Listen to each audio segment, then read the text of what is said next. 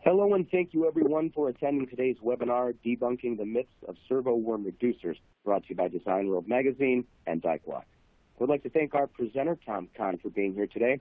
I'm Mike Santora, Associate Editor for Design World Magazine, and I'll be your moderator. Just a couple of housekeeping details before we get started. You will see several boxes on your desktop, all of which can be moved around to suit your preferences. Initially, the Q&A box is at the lower left. This is where you will enter your questions for the Q&A session. Another box to note is the additional resources, initially at the lower right-hand corner of your desktop. These resources are for your information needs. We also have a tweet box right on the desktop, so feel free to tweet any interesting points right from there. There's also a list of hashtags for you to use as well. Tom Kahn's product management experience includes working with internal and external sales groups as well as channel partners to develop strategies and programs for new product rollout and sales activities with customers, distributors, and systems integrators. And so, without further ado, here's Tom Kahn. Mike, thank you very much, and good morning. Welcome, everyone. Thanks for taking time out of your day today to attend our conversation about debunking some of the myths that surround servo worm gearboxes. And for the 20 or so years that we have been selling and supporting servo worm gear reducers, we frequently are presented with questions from our customers, design engineers, that all seem to center around perceptions, or rather misperceptions, of using a worm gearbox in a servo-based application. And they're pretty common, but generally efficiency, sloppy. I have problems with connecting the motor to the reducer, or I've got a servo motor that has a pretty violent acceleration. What could be done, or what can we use to solve an application where a single stage wide ratio range reducer can be brought to bear in the application? Pardon me. So today we're going to be talking about our Dynabox high-performance servo worm reducer.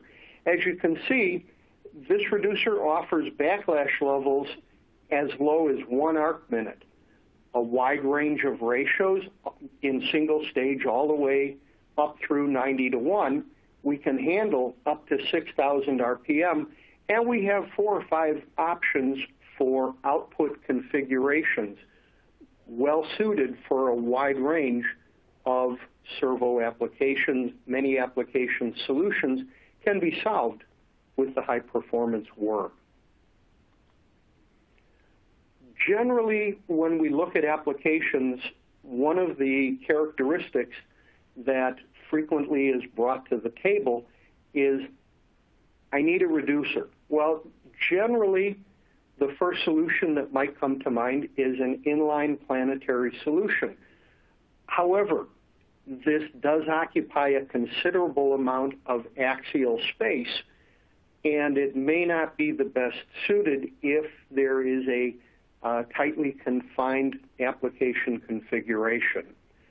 So the alternative possibly would be a bevel planetary or a planetary bevel right-angle gearbox. But again, we're still well off of the side of the machine frame.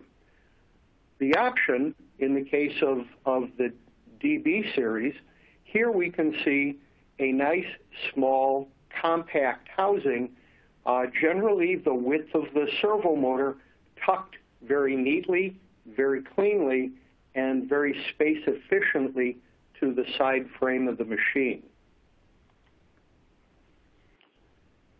Frequently, the question comes up, how will we connect the gearbox to the application? And you can see here in the application, or the graphic, we have both hollow bore with shrink disc, single or dual solid output shafts, a hollow bore with key, And lastly, and most interestingly, a large hollow bore robot flange reducer. We'll be exploring some of these later in the presentation. When we look at the information that's available for the high-performance servo worm, this is typically a table that we'll see awful lot of information. So let's sort of shade out some of this information so that we can take a look at information that would be more interesting.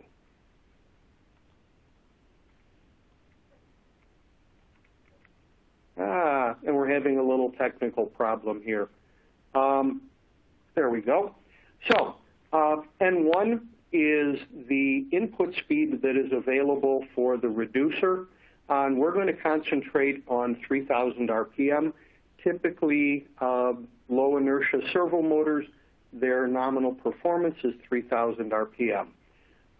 We're looking at a size 45 reducer, which is the millimeter separation between input shaft to output shaft, or just under 2 inches.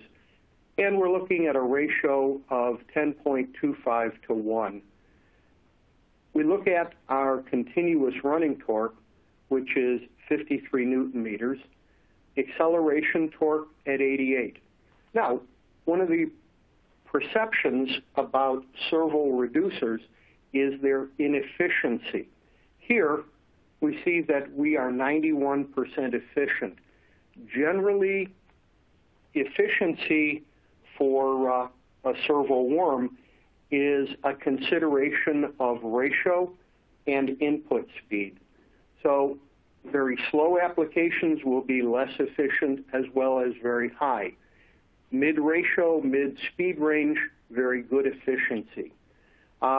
Additional piece of data, e-stop torque at 214 Newton meters, inertial information.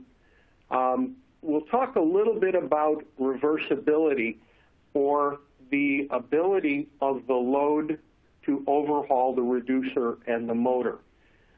Depending on size and ratio, generally below 35 to 1 ratio, the load could overhaul the motor or back drive.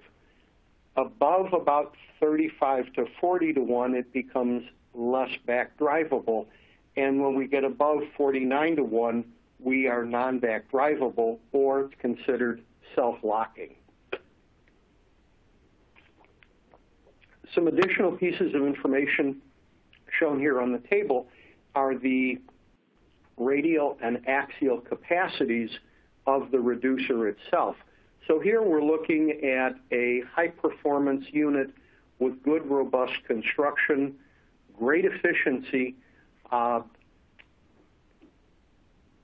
even ratios, consistent, predictable, all in a single stage.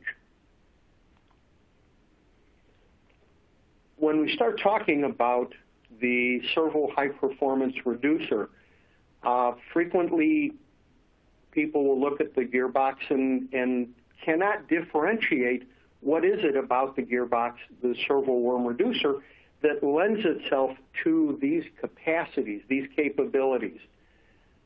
In large part, exterior view, you can't tell the difference.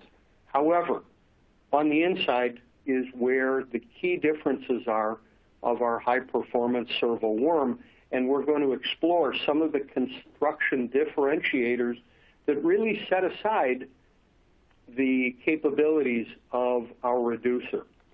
So the first element that we're going to be looking at is absolutely unique to the our high-performance servo worm reducer, and that has to do with the dual compound ground worm and ring gear. And you can see this visualization from the left to the right side of the worm shaft, in that the flanks have a dual compound grind going from thicker to thinner. This is what permits us to deliver 3 different levels of backlash within the servo worm reducer series. how we accomplish setting the backlash done here at the factory is that as you see the assembly of the worm shaft into the housing, the preloaded bearings are maintained in position with shim packs that adjust the position of engagement of the worm shaft relative to the ring gear. By setting and facilitating the backlash in this fashion, we never shift the position of the output shaft via a cam position or change of engagement by jamming the ring gear up into the worm shaft. This permits a constant, stable alignment of the gearbox to your application.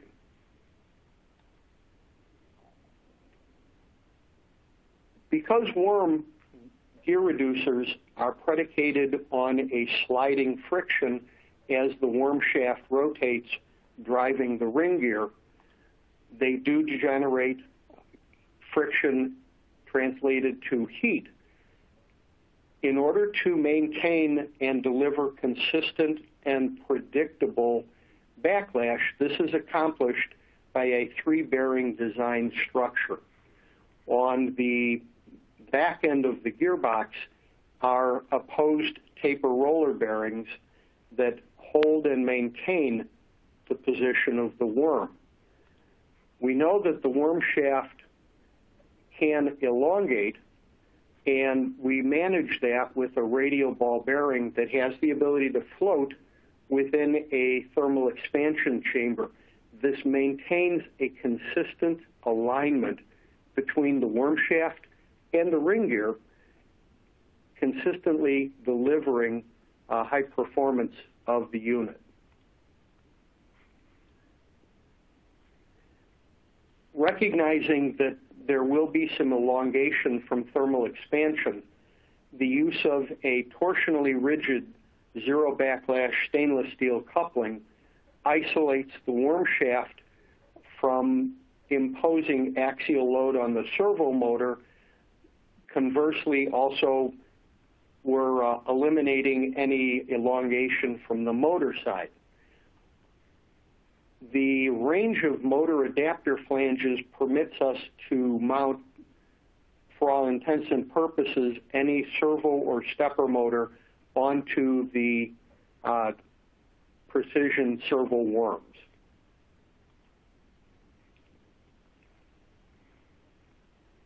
To maximize heat transfer and to deliver as lightweight a solution as possible, the DB series is all based on an aluminum alloy housing.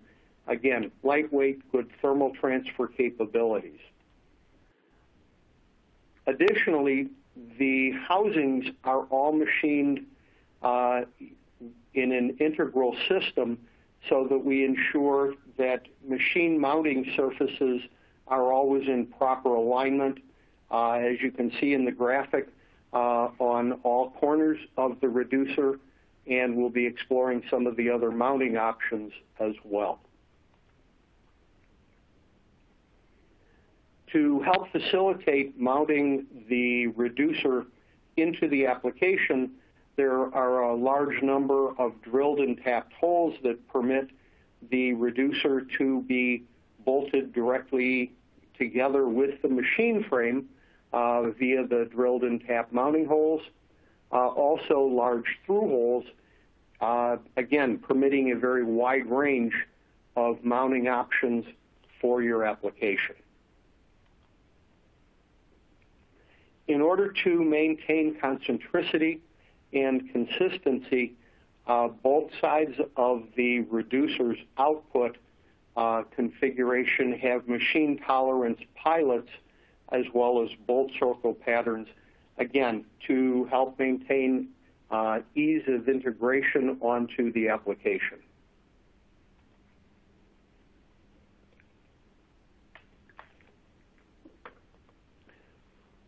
Worm reducers are by nature a reducer solution that is best suited for handling shock loads.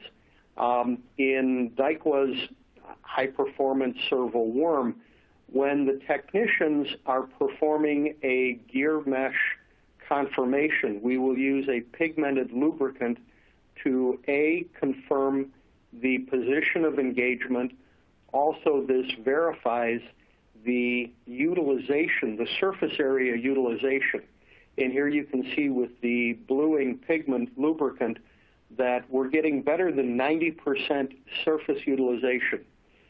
Typical life expectancy of the DB series is 20,000 running hours. Because we are utilizing the broadest possible range of gear engagement, this ensures backlash and performance consistently through the entire life of the reducer. Because we're utilizing the broadest possible area across the ring gear and worm gear, rather than a limited area on each of the ring gear surfaces, the ability to maintain backlash and performance is assured within the high-performance servo worm series.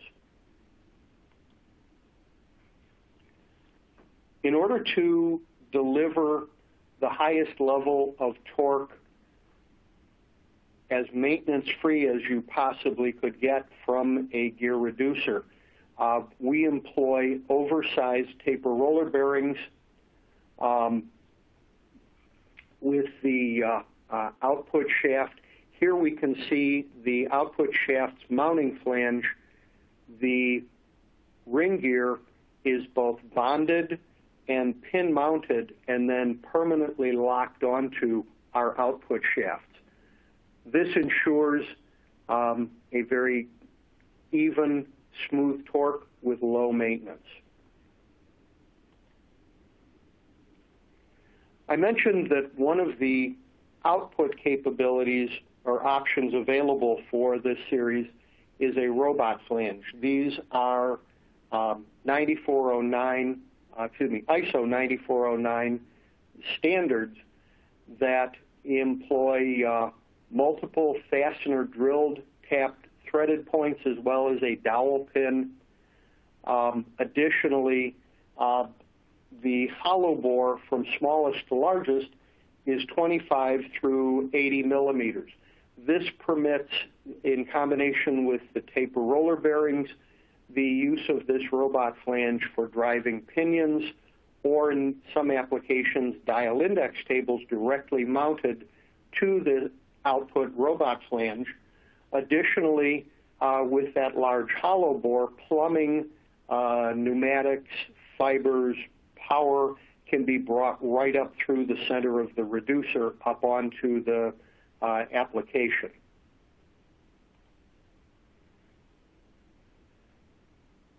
Generally, the applications that utilize these servo worm reducers are applications that need very quiet, smooth, stable performance, low resonant noise, options that permit a very tight backlash spec, and a very compact package in a single ratio. So we look at some of the applications here, whether it's web handling, theatrical, where noise is critical, laboratory automation, biomedical. Again, acoustics, ambient noise is sometimes a significant consideration. If we're handling web-type applications, we're drawing or pulling, feeding wire that needs a very smooth performance because of the nature of the servo ring and worm shaft being able to deliver smooth torque. These are well suited for shock load type applications, or we need nice smooth transitions from the reducer to the application. In conveyor applications, whether horizontal or vertical, the space-saving design of the housing permits a very compact connection onto the conveyor. In the case of machine tool applications, perhaps ratios are needed greater than the 90:1, and DieQua has configured multiple reducers in combination with ratios approaching 500 to 800:1 in very precise, very slow rotation, very precise movement.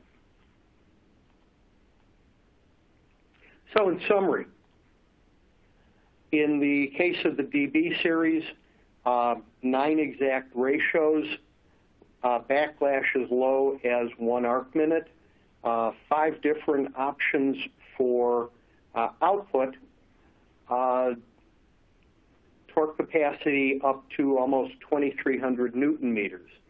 We also offer a larger series, the XL, and these are the higher torque capacities. They're slightly different in that because of the additional torque, those are cast iron. Also up to 90:1 in exact ratios, with a backlash lower down to 0.5 arc minutes. Typical acoustic signature as low as 55 dB. The torsionally rigid stainless steel coupling. A shrink disc for output or hollow bore with key, and torque capacities up to 7,800 Newton meters. I appreciate everyone's time. If we have some time for questions, please feel free. Excellent. Thanks so much, Tom. We are going to now open it up to audience questions. We do have enough time for a few here. So, Tom, the first question that we have is, where would you not recommend one of these gearboxes and substitute something else from DieQua instead? And what would that substitution be? When we look at a servo worm reducer as compared to a planetary or something of slightly higher efficiency, upwards of 95%, 98%, when you have applications that have extraordinarily aggressive accelerations or deceleration, while the DB series can handle accelerations up to 6,000 RPM, we do recognize when we're starting at a very low speed and the moves are very cyclical, a worm may not be the best solution. A planetary might be a better alternative. Again, looking at the motion profile, understanding the move period, we can determine what would be the optimal solution. Okay. And the next question, Tom, asking about customization. Can I get DieQua to customize gearboxes to specific requirements? Roughly 80% of all the reducers that leave our factory floor do have some degree of customization, ranging from output configuration changes. While the housings on these units are an aluminum magnesium alloy, we do have applications that require a FDA washdown characteristic. And we have a broad range of coating options, including modifying the standard outputs to also include stainless steel. From a precision level, because there are 3 different backlash ranges available through different part numbers, we can optimize the combination of different gearing technologies as a primary input to the worm box's secondary output. We may need shaft changes that accommodate the customer's system integration. We have also applications where the customer might want a secondary motive source on the backside of the worm shaft itself. and we have facilitated dual motors being mounted on the reducer. We've also had instances where people, in the event of power failure, need to be able to manually drive the reducer. And instead of a motor interface, we'll provide a hex interface on the backside of the worm shaft, permitting a battery-operated source to provide the rotational energy. And just to follow up on that one, Tom, so the next question is how does the reducer maintain the levels of backlash that you were talking about? So when the ring and worm gear are machined, generally the worm shaft is machined and polished, and because it is steel, it is harder than the proprietary bronze alloy ring. When the ring gear is machined, there is a nominal tolerance that we maintain through proprietary machining on both gear sets. But also we know that there will be probably some high spots that exist on the ring gear. Pardon me. As such, we recommend a number of hours of break-in. This depends on the size of the reducer. This is typically done at moderate speed, 1,000 to 2,000 RPM with no load. And because of the preload that is designed onto the housing and the mounting of the worm shaft, the design maintains the alignment and controls the orientation, or rather position, of the worm shaft. With that design and the use of the alloys on the ring gear, delivering the 20,000 hours of life. Okay, I'm going to change gears for a second here, more high-level question. Tom, what is the biggest myth or misconception regarding servo worm reducers? The application of actually using a servo on a worm gearbox. Pretty typically, app engineers are very comfortable with when they're running through it, whether it's a automated sizing system, they'll immediately gravitate toward a planetary. Why? Same basic size as the servo motor, and it's somewhat of a, I hesitate to use the phrase no-brainer. However, because the servo motor has such dynamic range, people perceive worm gearboxes to be inefficient. I think we've demonstrated today that efficiencies up into the 90, 94, 95% are doable. And that's one area where we believe that people feel that it tends to be inefficient. Quite the contrary, the specs would sort of indicate otherwise. Okay, Tom, the next question we have coming in is, what's the smallest and largest envelope of your servo worm reducers for the lowest and largest torques?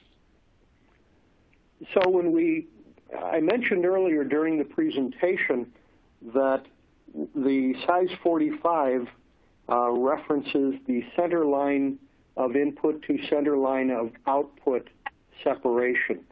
In the reducers, we start down as small as a 25 millimeter separation, or just under an inch, and we go up through a size 200, which would be about an 8-inch separation.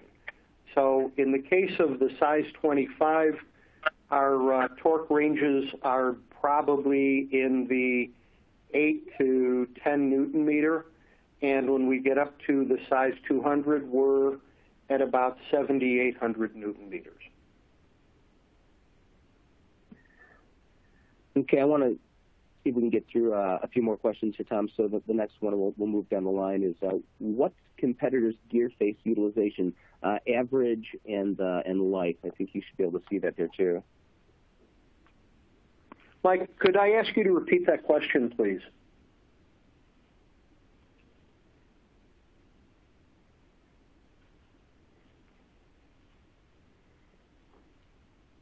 Mike? Hi, Tom. Sorry about that. It says, what competitors' gear face utilization? This is average and life. Mike. Well, in the case of what we've seen as far as a competitive analysis, they're in about the 40% area. And life expectancy, I believe in the 15 to 20,000 hour life is generally what's rated. But as far as their backlash capacity, that will vary based on the wear that the worm and ring see. Okay, Tom, we're going to do one more question here really quick. Let's see. So what is the holding torque identified and impact capacity? So when we look at holding torque, that I would say is construed as the nominal torque. However, if we're referring to e-stop or impact torque, generally, as we saw in that size 45, let me see if I can jump back to that reference slide.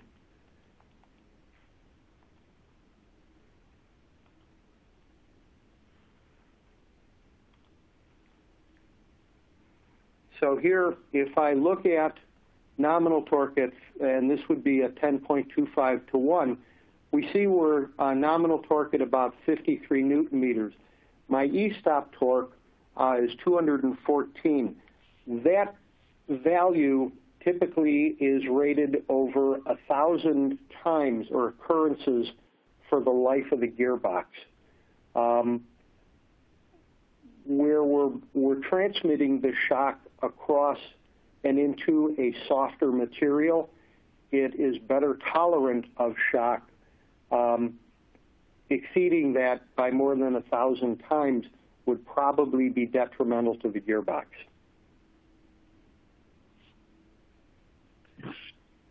Okay, well, thank you so much, Tom. A lot of fantastic information there, and thank you for taking so many questions. I just want to remind everybody that if they have any additional questions that we did not have time for today, you can refer to the speaker bio box containing contact information for either Tom or myself. And, of course, once again, I would like to thank everyone for attending this webinar from Design World. This presentation will be emailed to everyone later today and will also be available at designworldonline.com.